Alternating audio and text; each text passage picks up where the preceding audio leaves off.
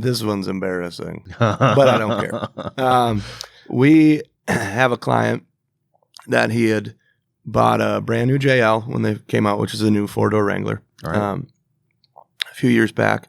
We were the first shop in town. We were the first shop on the internet that was doing some cool stuff. Full Terraflex Alpine suspension system, like really dialing this thing in for, the customer used to have a Jeep, scared the shit out of him. It was like his old CJ5. And, Right. So then he wanted that lifestyle again, but he wanted to have the safety of the modern everything. So like everything it just needed to be perfect. Right. It was investment quality in his mind, and it was. I mean, you're spending a lot of money on a brand new vehicle. Plus, Yeah. You're going to go dump another 20 to 50 with me. Right. So we got it in. We were doing gears. We're hustling that week, and we had a process. We'd done enough of these, so it was like Riley was rocking the suspension. JT was rocking gears in the back while he was working on the front. And those things aren't the best when it comes to placement on the hoist when you're doing all of that work. Right. You know what's happening. And so I'm up front, and my dad had came in, and he looked like white as a ghost. Right. I'm like, what is it? And he's like, well, I don't know how to say this. And I mean, but I'm like, Dad, you got to spit it out because now I'm worried. Right. And he's like, well, nobody's hurt. What happened? Right. He's like, the JL fell off the hoist. Oh, What? man. And I was like we have our office building, Right. and then it's like a, I don't know, 70-foot walk. Right. And then that's our shop. So I walked over there and I just like stare at the door before I open it. Did you throw up like 3 times on Oh your way my there? God. I was like, I can't do this. I can't do this. And I opened the door and it fling it open and it's just a mess. Jeep, because there's no tires or wheels on it.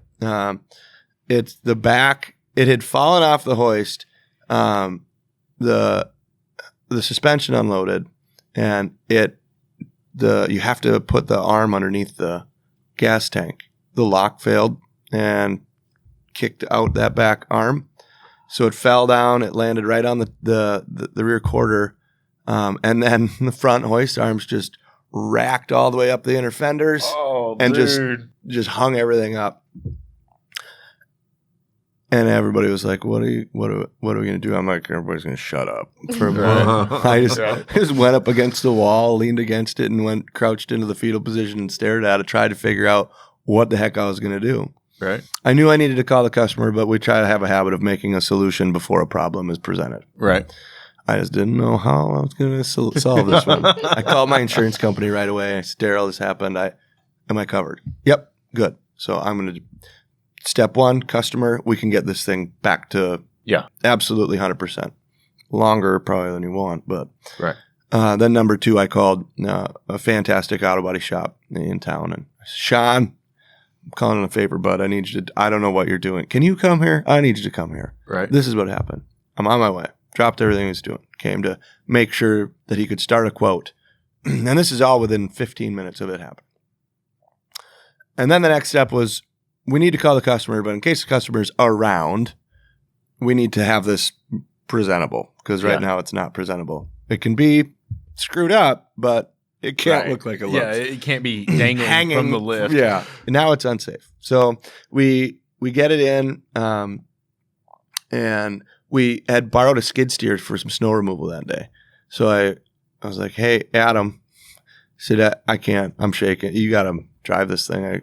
I need you to, we were going to come in from the front, hook a chain underneath the bumper on the toe points, hook that on the bucket, lift it up, take off any strain. We pulled the arms away and then just lowered it down onto the ground.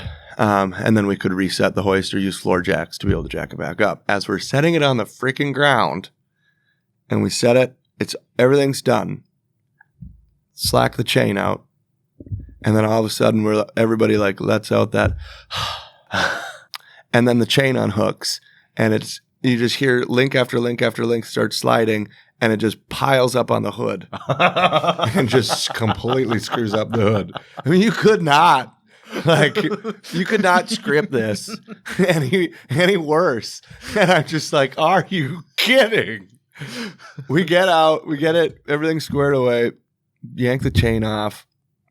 At that point, it was like, whatever, you know? Yeah. And so call the customer. And I said, Mark, you're not going to believe what happened. And I said, but we can fix it. How are you doing? Right. Silence. I'm going to just stop by. Good. Yeah. I know, right? Couldn't you just yell at me? Please? Right. Like, I don't want to do this The face to face. disappointed dad. Right? Yeah. And so he pops in with his wife too, and I hadn't really met her. And let's go see the carnage together, honey. Right. Yeah, I We'll know. have lunch afterwards. It was so hard. It was so hard to. He comes in, and the first thing he says, he said, "Is everybody okay?" Yeah. And I said, "Yes, everybody is okay, safe. We're okay." And he's like, "Well, let's see it." And it's just like the walk of shame over to the other shop, and we open the door, and he's like, "It's not as bad as I thought it was going to be." I'm like, "Well, okay." I'm just going to shut my mouth right now. I'm going to let you believe that. It's fine. And I said, you know, we can fix it. We can get it back to good. And he's like, okay, I trust you. Make it happen. And I told him the plan or whatever. And then the next day he calls me. He's like, so I was talking to some other people.